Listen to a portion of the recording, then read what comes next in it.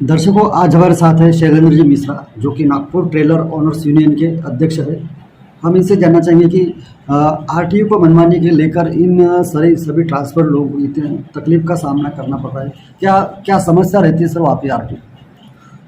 अब हमारे साथ में आरटीओ का जो संबंध है, खासकर जो हमारे गाड़ियों का काम है और गाड़ियों को रोड पर चलना है और रोड में आरटीओ से हम लोगों को हर जगह जो सामना करना पड़ रहा है।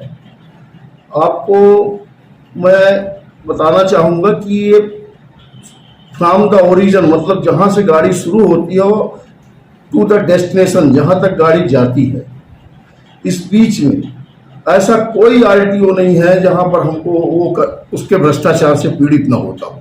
हर जगह हरासमेंट किया जाता है और बात बात पर हरासमेंट किया जाता है, और हरासमेंट करने का सिर्फ एक उनके पास में है motor vehicle act. Motor vehicle act इतना कॉम्प्लिकेटेड बना दिया गया है जो कि उसको पूरा कर पाना हमारे सब गाड़ी वालों के लिए बहुत मुश्किल काम है। और ये हथियार पकड़ाया है सरकार ने एक पूरे मुलाजिमों को, और उनने उसको बजाय लागू करवाने के, हम तो कहते हैं आपने बनाया है कानून तो आप पूरी तरह से लागू करवाइए, उसका कोई बचने ना पाए, तब तो मतलब है कानून बनाने का।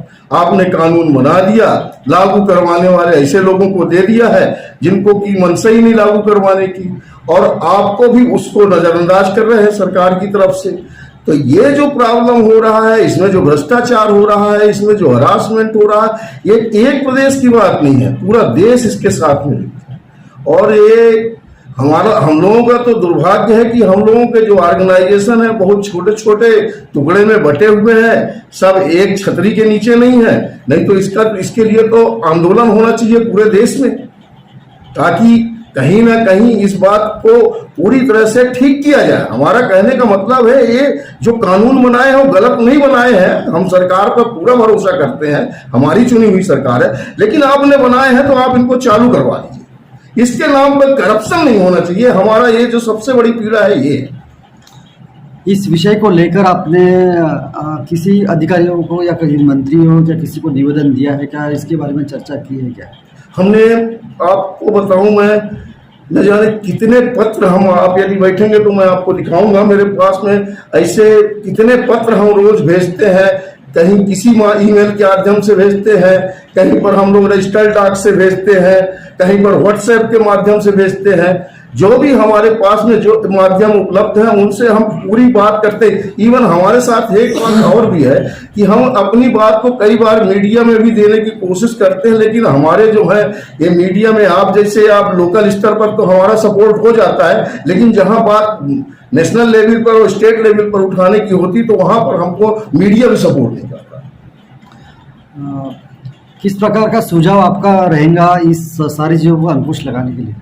हमारा सुझाव सिर्फ ये है कि सरकार का काम है नियम कानून बनाना, सरकार का काम है उनको पालन करवाना। हमारा काम है हम जैसे सामाजिक संगठन का कि हम जन जागरूकता करवाएं और सहयोग करें कि ये जो नियम कानून बने हैं उनको हम पूरी तरह से लागू करवाएं और हमारा देश जो है सुव्यवस्थित हो, सुरक्षित हो और अग्रिम पंक्ति में खड़ा रहे।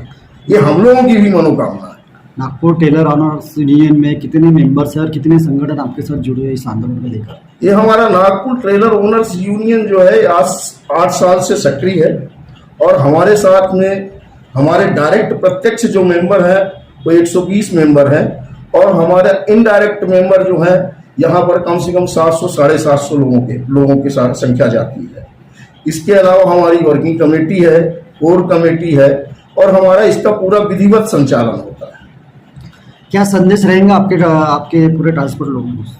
हमारा संदेश बिल्कुल साफ है, और ये हम सब लोगों से संदेश देना ये मांग रहे हैं कि सब जितने भी हैं हमारे ट्रांसपोर्टर और हमारे ड्राइवर और इस जगत से जुड़े हुए सारे लोग जागरूक हो जाए, शिकार मत बने, कुछ सेक्रीफाइस करें। आप खड़े हों, आप मत लड़ो, लेकिन अड़ो तो, गलत के खिलाफ अड़ना जरूरी है। लड़ने के लिए हम लोग सपोर्ट करेंगे। आज हमारे यहाँ बंटी सेलके जी ने यहाँ से जो उन्होंने कदम उठाया है ये हमारे लिए बहुत प्रेरणादायक है और हमारे को ऊर्जान्वित भी करता है, तो हम उनका भी धन्यवाद करते हैं। ऐसे लोग सामने जो भी आएंगे जहां जहां जिस जिस क्षेत्र से आएंगे, हमको किसी पार्टी लेवल से कोई लेना देना नहीं है, हम उनको पूरा सहयोग करेंगे। अभी जो बड्डी जी शेड़के ने आंदोलन किया है आपके विषय को लेकर, अभी उनको न्यायिक हिरासत में डाल दिया गया, तो किस प्रकार का आप समर्थन उस आंदोलन को करेंगे आप? हमारा पूरा समर्थन है उनके आंदोलन के साथ में, हम लोगों का पूरा समर्थन भी है और सहयोग भी है, और सरकार से अपील है कि इस मैटर को गंभीरता से देखें और जो जस्टिफाइड है वो काम करें। अगली रणनीति आपकी क्या रहेंगी इस विषय को लेकर? अब अगली रणनीति क्या है, अब तो अब देखते हैं इस मूवमेंट पर कैसा चल रहा है। बाकी हम उम्मीद करते हैं कि ये जल्दी से जल्दी जो हमारी मांगे हैं या उनकी मांगे हैं, इन पर गंभीरता से विचार करेगी सर, और उसका निराकरण निकालेंगे। यदि वो नहीं निकालते तो जन जागरूकता का अभियान तो हम लोगों ने पहले से ही छेड़ रखा है और बड़ी मात्रा में छेड़ेंगे। मिश्रा जी, हमें ये बताया कि ई चालान जो सरकार ने अभी लागू किया है, किस प्रकार की तकलीफ ई चालान से आपको होती है और क्या उसकी प्रक्रिया रहती है? ई चालान जो है अभी जिस हिसाब से हो रहे हैं, ये हमारे व्यवसाय के लिए जंजाल बन चुका है। मतलब इस पर किसी तरह का कोई नियंत्रण नहीं है। कहीं भी गाड़ी है, कहीं से भी फोटो खींचा, कहीं से भी चालान सीधे आपके पास में आ गया। अब हमारा इसमें सबसे बड़ा ऑब्जेक्शन ये है कि गाड़ी का ड्राइवर गाड़ी को चला रहा है, गाड़ी के ड्राइवर को हमने जो रखा हुआ है वो सरकार ने लाइसेंस दिया है, उसके आधार पर हमने उसको गाड़ी दी हुई है। गाड़ी को यदि चलाने में किसी भी तरह की वो गलती करता है या कोई ऑफेंस करता है तो आप वहीं पर रोकिए और आप उससे चालान ले लीजिए। अब इसके बाद में चालान आने के बाद में कौन प्रूफ करेगा कि ये गाड़ी गलत चला रहा था कि सही चला रहा था, कि क्या कर रहा था क्या नहीं कर रहा था, और अंधेर गर्दी के हिसाब से चालान चले आ रहे हैं। बहुत सारे चालान पड़े हुए हैं। अच्छा, उसको निष्पादन की प्रक्रिया भी बहुत जटिल कर दी गई है। अब यदि वो चूक जाता है ई चालान भरने में, जो जिसको पेनाल्टी लगी है, तो उसके लिए फिर लोक अदालत में जाना पड़ता है। लोक अदालत में जाओ तो फिर वहां एक वकील करो और फिर उसके बाद में चालान करो, और जहां पर वो ऑफेंस हुआ है वहां पर जाना पड़ता है। मतलब इतना बड़ा कॉम्प्लिकेशन हो गया है। इसकी वजह से मेरे को तो लगता है कि हजारों चालान हमारे लोगों के ऊपर पड़े होंगे और वो परेशान है कि अभी इनका करें तो करें क्या, और ये बहुत जंजाल बनता जा रहा है। मतलब इसको अच्छा इसको बार बार हम कई बार इसके लिए हमने आवाज उठाई और बहुत प्रयत्न भी कर रहे हैं, आज भी आपके माध्यम से बोल ही रहे हैं कि इसका संज्ञान लेना चाहिए और इसके लिए जरूर कोई ऐसा मैकेनिज्म तैयार करना चाहिए ताकि ये व्यवस्थित रूप से चलता जाए। यदि कोई ऑफेंस होता है तो जो कल्प्रिट है उसी से उसका जुर्माना लेके वहीं पर उसका निराकरण कर दिया जाना चाहिए। अब स्थिति ये हो गई कि करे कोई और भरे कोई।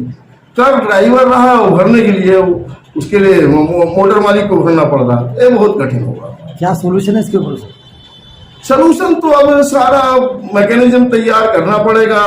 डायरेक्शन जो आएंगे ऊपर से आएंगे, रूल्स रेगुलेशन ऊपर से बनेंगे, ये सब उनको सलूशन ढूंढना पड़ेगा कैसे हम लोगों को ठीक रहे। हम लोग तो बिल्कुल चाहते कि आप सही ढंग से आप जो चीजें हैं उनको आप व्यवस्थित करिए और जो गलत कर रहा है उसको आप एनालाइज कीजिए और स्पॉट पे करें। सरकार की नीति है कि इंडिया डिजिटल बनना चाहिए, ये भी एक पार्ट है डिजिटल इंडिया का, तो क्या कहेंगे? नहीं, हम भी चाहते हैं कि इंडिया डिजिटल बनना चाहिए, लेकिन सवाल यह है कि इंडिया डिजिटल बनने के पहले हमारा माइंड सेट होना चाहिए कि हम डिजिटल को चला पाएंगे कि नहीं चला पाएंगे। हमारे लिए उसके स्किल डेवलपमेंट के कोई कार्यक्रम तो हो नहीं रहे हैं, तो हमारे को यदि डिजिटल बना के भी दे दोगे तो हम लोग क्या करेंगे जब तक हमको पता ही नहीं कि डिजिटल में हमको कैसे जीना है, तो हमारे लिए डिजिटल की कोई वैल्यू नहीं है। यही हो रहा है। अच्छा, जो गडकरी साहब का जो बात आपने बोली थी, गडकरी साहब इस बार विषय में खुद बोलते हैं कि आरटीओ करप्ट है। ऑल ओवर इंडिया के हर जगह के आरटीओ करप्ट है, लेकिन इसके बावजूद ये क्यों कम नहीं हो रहा है, इसके तरफ किसका ख्याल क्यों नहीं है? यही एक सोचने वाला विषय है। तुम्हारा छत्तीसगढ़ बोलो, मध्य प्रदेश बोलो, आंध्रा बोलो, कर्नाटका बोलो, उड़ीसा बोलो, महाराष्ट्र, हर जगह आरटीओ करप्ट है। और गडकरी साहब खुद बोले हुए भी है इस विषय में कि आरटीओ करप्ट है। उसके बाद भी क्यों नहीं हो रहा है, इसका उन्होंने छानबीन करनी चाहिए।